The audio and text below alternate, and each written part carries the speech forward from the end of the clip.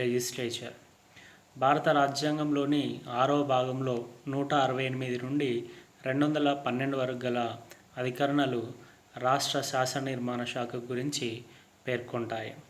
ఇక్కడ మనం చూస్తున్నది Telangana state legislative assembly and legislative council. Vidhan సభ మరియు విధాన్ పరిషత్ రెండు భవనాలని మనం ఇక్కడ మీరు చూస్తున్నారు. ఈ రెండు హైదరాబాద్లో కలవు. ఇప్పుడు స్టేట్ లెజిస్లేటివ్ అసెంబ్లీ శాసనసభ గురించి తెలుసుకుందాం. Now we have to discuss about state legislative assembly శాసనసభ. According to article 168 there shall be a state assembly for every state. ప్రతి రాష్ట్రానికి 168వ ఆర్టికల్ ప్రకారము ఒక శాసనసభ ఉంటుంది. అది ఆ రాష్ట్రానికి సంబంధించినటువంటి చట్టాలని రూపొందిస్తుంది అని పేర్కొంటుంది. అయితే ఈ యొక్క కొన్ని రాష్ట్రాల్లో చూసినట్లయితే రెండు సభలు ఉన్నాయి. భారతదేశంలో కేంద్రంలో రెండు సభల విధానము బైక్యామరల్ సిస్టమ్ ఏ విధంగా ఉందో ఇప్పుడు ప్రస్తుతానికి 6 రాష్ట్రాల్లో ఈ యొక్క ద్విసభ విధానం అనేటువంటిది ఉంది. అకార్డింగ్ టు ఆర్టికల్ 168 శాసనసభ అనగా assembly means there shall be consist of Vidhan Sabha, Vidhan Parishad and governor. శాసనసభ అనగా 168 ప్రకారము విధానసభ, ఒకవేళ విధాన పరిషత్ కనుక ఉన్నట్లయితే విధానసభ, విధాన పరిషత్ మరియు గవర్నర్ అని పేర్కోవచ్చు. ఒకవేళ ఒకటే సభ కనుక ఉన్నట్లయితే విధానసభ మరియు గవర్నర్ అని పేర్కొంటుంది. అయితే ఈ యొక్క విధానసభ అనేటువంటిది ప్రజలకు ప్రాతినిధ్యం వహిస్తుంది. ఈ యొక్క విధానసభ, శాసనసభ అంటే విధానసభ అని పేర్కొంటాం. శాసనసభ అనేటువంటిది ఆ రాష్ట్ర జనాభా పట్టి ఆ సభ్యుల సంఖ్యని నిర్ణయించడం జరుగుతుంది. విధానసభ యొక్క కనిష్ట సభ్యుల సంఖ్య 60కి తగ్గకుండా గరిష్టంగా 500కు మించకుండా రాజ్యాంగము పేర్కొంటుంది.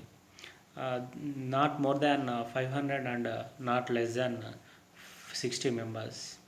అయితే ఇది చిన్న రాష్ట్రాలైనటువంటి సిక్కిం, గోవా, మిజోరాం మొదలగు రాష్ట్రాలకి, పుదుచ్చేరి లాంటి కేంద్రపాలిత ప్రాంతానికి ఈ యొక్క కనిష్ట సభ్యుల సంఖ్య అనేటువంటిది ఎగ్జంప్షన్ ఇవ్వడం జరిగింది.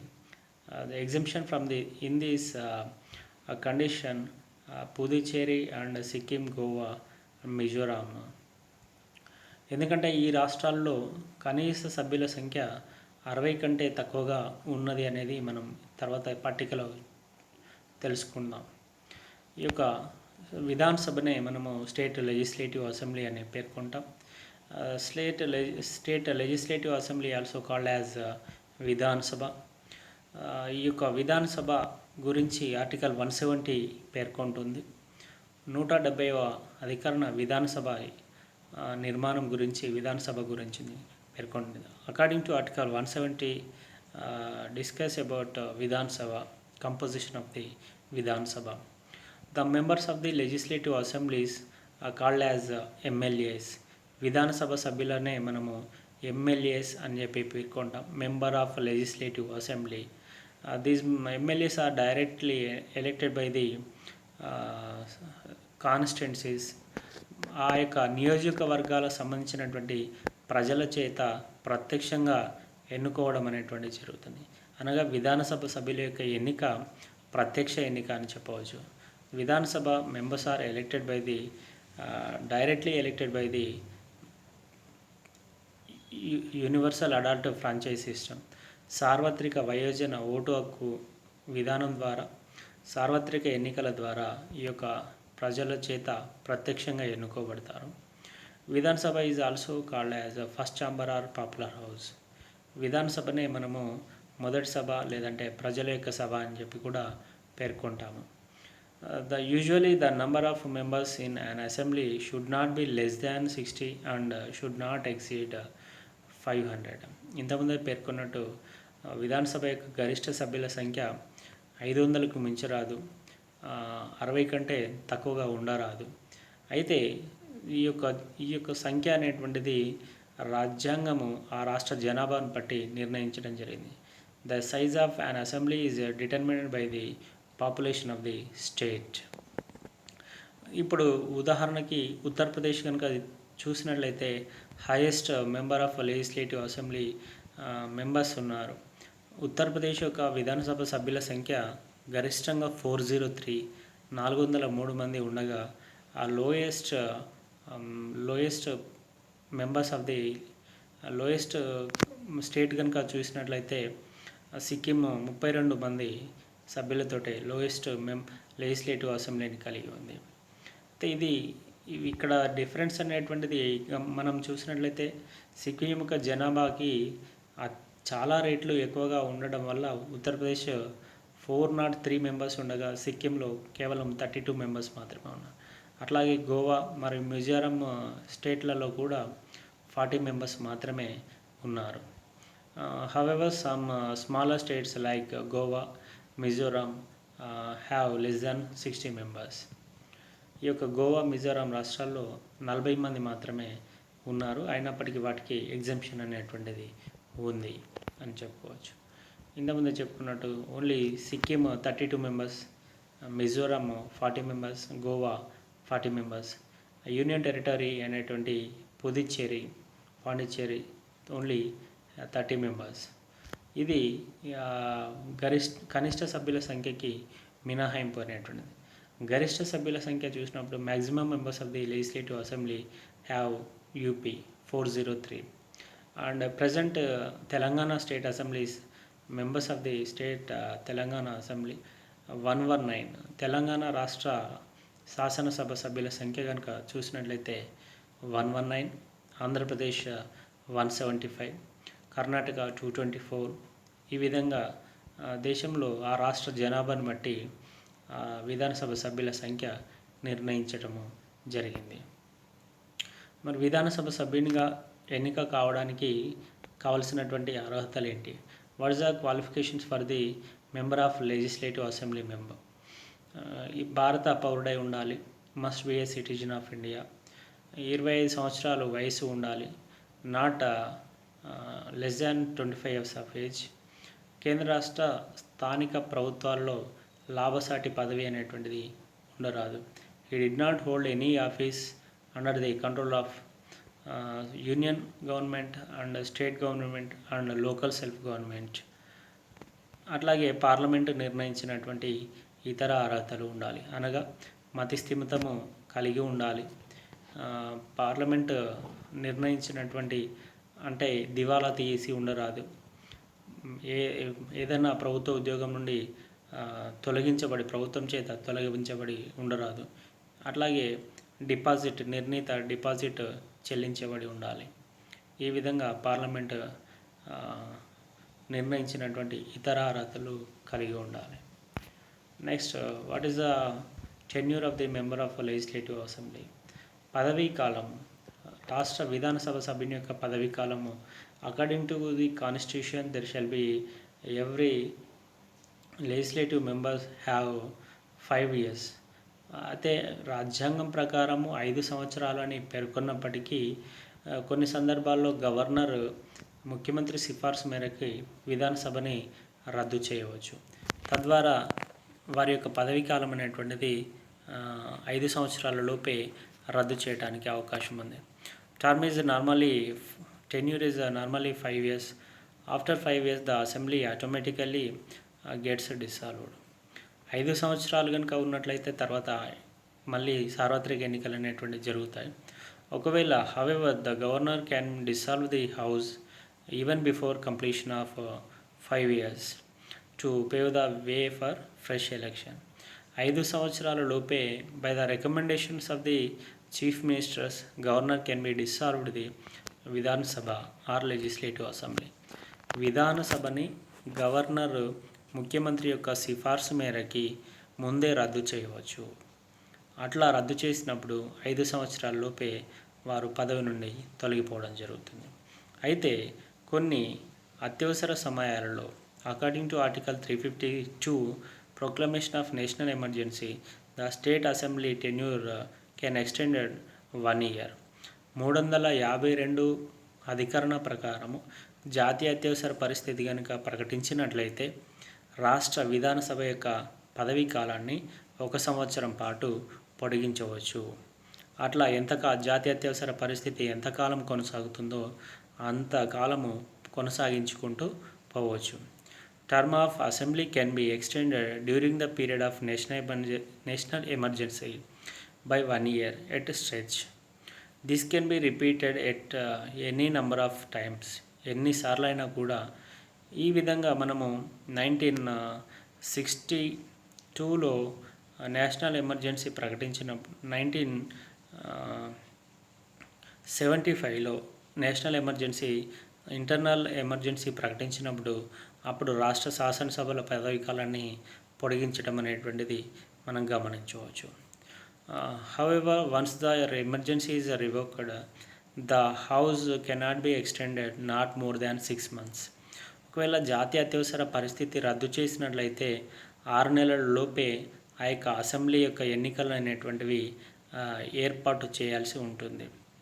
ఆ అసెంబ్లీ ఎన్నికల్ని జాతీయ అత్యవసర పరిస్థితి రద్దు చేసిన తర్వాత మళ్ళీ వెంటనే ఎన్నికలు నిర్వహించాల్సి ఉంటుంది. కొన్ని సందర్భాల్లో ఈ యొక్క విధానసభ సభ్యులు వారి యొక్క పదవి నుండి స్పీకర్ కూడా తొలగించడానికి అవకాశం ఉంటుంది. ఎప్పుడంటే ఆ స్పీకర్ యొక్క అనుమతి లేకుండా విధానసభ సభ్యుడు 60 రోజుల పాటు సభ సమావేశాలకు హాజరు కానప్పుడు the speaker can disqualify the member of legislative assembly without the permission of speaker at a period of 60 days. 60 రోజుల పాటు స్పీకర్ యొక్క అనుమతి లేకుండా ఒక సభ్యుడు సభకు హాజరు కానట్లయితే అతన్ని అనర్హుడిగా ప్రకటించేటువంటి అధికారము స్పీకర్కి ఉంటుంది అని పేర్కొంటుంది. అట్లాగే నెక్స్ట్ విధాన్ పరిషత్ లెజిస్లేటివ్ కౌన్సిల్. ఈ యొక్క విధాన పరిషత్నే మనము లెజిస్లేటివ్ కౌన్సిల్ అని లేదా శాసన మండలి అని కూడా పేర్కొంటాము. అకార్డింగ్ టు ఆర్టికల్ 169 ఈ యొక్క article 169 deals with the discuss about the Vidhan Parishad establishment and dissolve of the Vidhan Parishad. Article 169 విధాన పరిషత్తు ఏర్పాటును మరియు రద్దును గురించి పేర్కొంటుంది. ఈ యొక్క విధాన పరిషత్తును ఏర్పాటు చేయాలనగా ఆ రాష్ట్ర శాసనసభ 2/3 వంతు మెజారిటీతోటి తీర్మానాన్ని ఆమోదించి ఆ తీర్మానాన్ని పార్లమెంటుకి పంపించినట్లయితే పార్లమెంటు కూడా హాజరై ఓటు చేసిన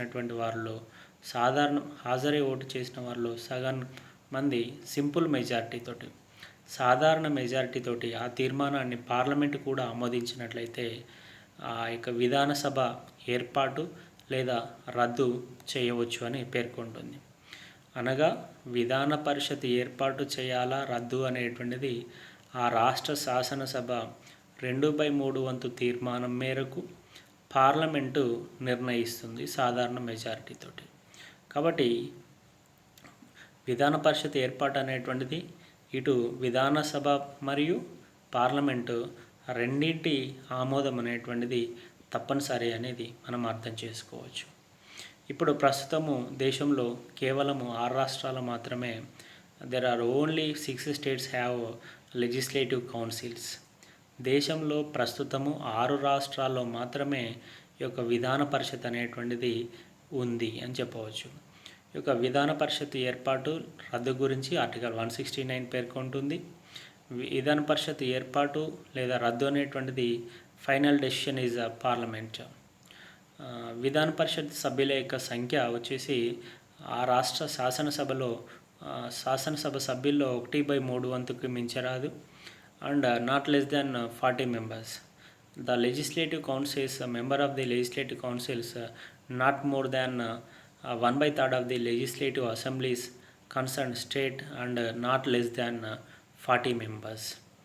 అయితే ఇది కూడా చిన్న రాష్ట్రాలకి ఎగ్జంప్షన్ అనేటువంటిది ఇవ్వడం జరిగింది. ప్రస్తుతము what is the composition of legislative council. Article 171 article 171 భారత రాజ్యాంగంలోని 171వ అధికరణ ఈ యొక్క విధాన పరిషత్ యొక్క ఏర్పాటును నిర్మాణాన్ని గురించి పేర్కొంటుంది. ఈ యొక్క విధాన పరిషత్ యొక్క సభ్యుల సంఖ్య కనుక చూసినట్లయితే, సభ్యుల యొక్క ఎన్నిక కనుక చూసినట్లయితే 5 రకాలుగా ఉంటుంది ప్రధానంగా. ఇక్కడ విధానసభ సభ్యుల ఎన్నికేమో ప్రజల చేత, ప్రత్యేకంగా నియోజకవర్గాల చేత ప్రత్యక్షంగా ఎన్నిక జరిగితే, విధాన పరిషత్ సభ్యుల సంఖ్యది పరోక్ష పద్ధతిన జరుగుతుంది. ముఖ్యంగా ఈ యొక్క విధాన పరిషత్ సభ్యులు అనేటువంటి వారు మొత్తం సభ్యులలో 1/3 1/3 వంతు సభ్యులని ఆ రాష్ట్ర విధానసభ సభ్యులు ఎన్నుకుంటారు. అనగా 1/3 of its members are elected by legislative assemblies in the state. 1/3 వంతు మంది సభ్యులని ఆ రాష్ట్ర విధానసభ సభ్యులు ఎన్నుకుంటారు. 1/3 వంతు సభ్యులని ఆ రాష్ట్రానికి సంబంధించినటువంటి స్థానిక స్వపరిపాలన సంస్థలు అనగా మండల పరిషత్, జిల్లా పరిషత్ అండ్ మున్సిపాలిటీస్ సభ్యులు ఎన్నుకోవడం జరుగుతుంది. 1/3 of the members are elected by the local bodies like municipalities, district boards, local authorities. అంటే మున్సిపాలిటీలు, డిస్ట్రిక్ట్ బోర్డ్స్ అంటే ఇక్కడ జిల్లా పరిషత్, అట్లాగే మండల పరిషత్ అని మన రాష్ట్రంలో చెప్పుకోవచ్చు. Next 1/12 members are elected by the teachers not less than school assistant cadre. మన రాష్ట్రంలో చూసినట్లయితే 1/12 వంతు మంది సభ్యులని స్కూల్ అసిస్టెంట్కు తగ్గకుండా, అంటే స్కూల్ అసిస్టెంట్ స్థాయి, సెకండరీ స్కూల్ స్థాయి టీచర్స్ నుండి పై స్థాయి వరకు lecturers, university teachers and junior lecturers and other degree college lecturers, ఆ విధంగా స్కూల్ అసిస్టెంట్ స్థాయికి తగ్గకుండా ఉన్నటువంటి ప్రభుత్వ ఉద్యోగులు 1/12 members are elected by the teachers and 1/12 members are elected by the post graduates, university graduates. 1/12 వంతు మంది సభ్యులని ఆ రాష్ట్రానికి సంబంధించినటువంటి పట్టభద్రులు అనగా డిగ్రీ పాస్ అయినటువంటి ఆ రాష్ట్రానికి సంబంధించినటువంటి పట్టభద్రులు ఎన్నుకుంటారు. అట్లాగే 1/6 members of the nominated by the governor. 1/6 వంతు మంది సభ్యులని ఆ రాష్ట్ర గవర్నర్ వివిధ రంగాలకు చెందినటువంటి వారిని నామినేట్ చేస్తాడు. సాహిత్యము, విజ్ఞానము, కళలు మొదలగు రంగాలకు చెందినటువంటి వారిని 1/6 వంతు మందిని గవర్నర్ నామినేట్ చేస్తాడు. అనగా ఇక్కడ 1/3 వచ్చేసి ఆ రాష్ట్ర విధానసభ సభ్యులు, 1/3 local bodies, 1/12 university graduates, 1/12 members are elected by the teachers, government teachers not less than the secondary school assistant, and 1/6 members are nominated by the governor. ఇక్కడ ఈ యొక్క 5 రకాల, ముఖ్యంగా 6 రకాలుగా 5 రకాలుగా ఎన్నిక, ఒకటేమో నామినేట్ అనేటువంటిది మనం గమనించవచ్చు. వీరి యొక్క ఎన్నిక అనేటువంటిది నైష్పత్తిక ప్రాతినిధ్య ఒక ఓటు బదిలీ పద్ధతిన జరుగుతుంది. The member of legislative council elected by the different types. ఈ యొక్క proportional representation of single transferable vote system అని చెప్పుకుంటాం. నైష్పత్తిక ప్రాతినిధ్య ఒక ఓటు బదిలీ పద్ధతిన వీరు ఎన్నుకుంటారు. వీరి యొక్క పదవీ కాలము, tenure of the member of legislative council. ఈ యొక్క విధాన పరిషత్నే శాశ్వత సభ అని కూడా పేర్కొంటాం. This is called as permanent house and house of elders అని చెప్పి కూడా పేర్కొంటాం. దీన్నే పెద్దల సభ అని మరియు శాశ్వత సభ అని పేర్కోవచ్చు. ఈ యొక్క విధాన సభను రద్దు చేసినట్టు విధాన పరిషత్ని రద్దు చేయడానికి గవర్నర్కి కానీ ముఖ్యమంత్రికి కానీ అధికారం లేదు అని పేర్కోవచ్చు. ఎందుకంటే విధాన పరిషత్ని రద్దు చేయాలంటే ఇంతకుముందే చెప్పుకున్నట్టు according to article 169 the 2/3 majority of the state assembly and simple majority by the parliament. ఇక్కడ State legislative council is the upper house in the state. The total strength of the legislative council can be 1 by third of the total membership of the legislative assembly, but not less than 40. This is called as second chamber of House of Elders. And 1 by third of its members shall retire at the end of second year. ఈ యొక్క విధాన పరిషత్ సభ్యుల యొక్క పదవీ కాలం చూసినట్లయితే 6 సంవత్సరాలు. అయితే every 2 years, ప్రతి 2 సంవత్సరాలకు ఒకసారి 1/3 వంతు సభ్యులు రాజీనామా చేస్తే వారి యొక్క స్థానంలో మరి కొత్త వారిని ఎన్నుకోవడం జరుగుతుంది. ఈ యొక్క విధాన పరిషత్ సభ్యులు రాజీనామా చేయిస్తున్నట్లయితే దాన్ని విధాన పరిషత్ చైర్మన్కి ఇవ్వటం జరుగుతుంది. సమావేశాలు కనుక చూసినట్లయితే విధాన పరిషత్ మరియు విధానసభ సమావేశాలు 3 సమావేశాలు జరుగుతూ ఉంటాయి. Generally there are 3 sessions or budget session and winter session and monsoon session. Budget సమావేశము పార్లమెంటు సమావేశాల వల్లనే Vidhan Sabha, state assembly, legislative council సమావేశాలు కూడా సాధారణంగా సంవత్సరానికి 3 సార్లు జరుగుతాయి. ఒక సభ మరియు ఒక సమావేశానికి మరొక సమావేశానికి మధ్య 6 నెలలకు మించరాదు. ఈ యొక్క బడ్జెట్ సెషన్ అనేటువంటిది, బడ్జెట్ సమావేశాలు ఫిబ్రవరి, మార్చి నెలలో జనరల్గా బడ్జెట్ గురించి జరుగుతూ ఉంటాయి. సెకండ్ మాన్సూన్ సెషన్ అని జూన్, జూలై ఆ సమయంలో జరుగుతూ ఉంటాయి. నెక్స్ట్ వింటర్ సెషన్స్ వచ్చేసి నవంబర్, డిసెంబర్ టైంలో జరుగుతూ ఉంటాయి. అంటే ఈ యొక్క సమావేశాలు సంవత్సరానికి 3 సార్లు జరుగుతుంటాయి. ఇక్కడ మనము ఇప్పుడు కేవలము there are only 6 states have legislative council. Number 1 Uttar Pradesh, Maharashtra, Karnataka, Bihar, Andhra Pradesh and Telangana.